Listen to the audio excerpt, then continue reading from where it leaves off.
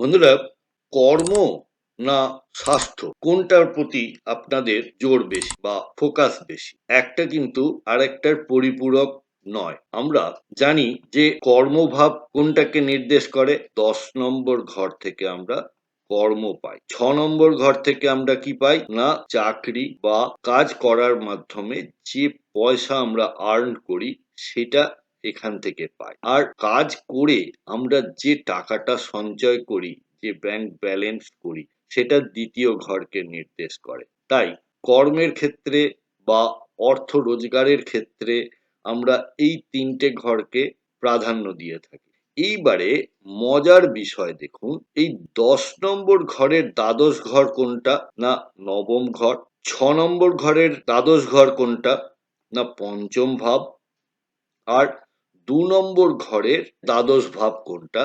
সেটা হলো ১ নম্বর ভাব, তাই না? তো এবার আপনারাই দেখুন, আমরা জানি যে দ্বাদশ ভাব কোনো ভাবের ক্ষতি করে বা হানি করে। তাহলে ৯ নম্বর ঘর ১০ নম্বর ঘরকে হানি পৌঁছাবে, ৫ নম্বর ঘর ৬ নম্বর ঘরের ক্ষতি করবে, ১ নম্বর ঘর ২ নম্বর ঘরের ক্ষতি করবে। তাহলে এই ১, ৫, ৯ এটা কি আপনাদের ধর্ম ত্রিকোণ, তাই না?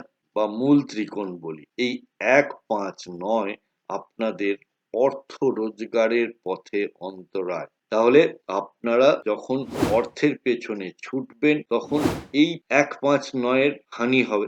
তাহলে আপনারাই বেছে নেবেন যে অর্থ রোজগার বা কর্ম আপনার কাছে ফোকাস, না আপনার স্বাস্থ্য আপনার কাছে বেশি প্রয়োজন। আপনারা জানাবেন আমাকে কোনটা আপনাদের বেশি ফোকাসে থাকে। আর এই ধরনের ভিডিও আরো দেখতে আমাদের চ্যানেলটি লাইক, শেয়ার, সাবস্ক্রাইব করুন। অনেক ধন্যবাদ।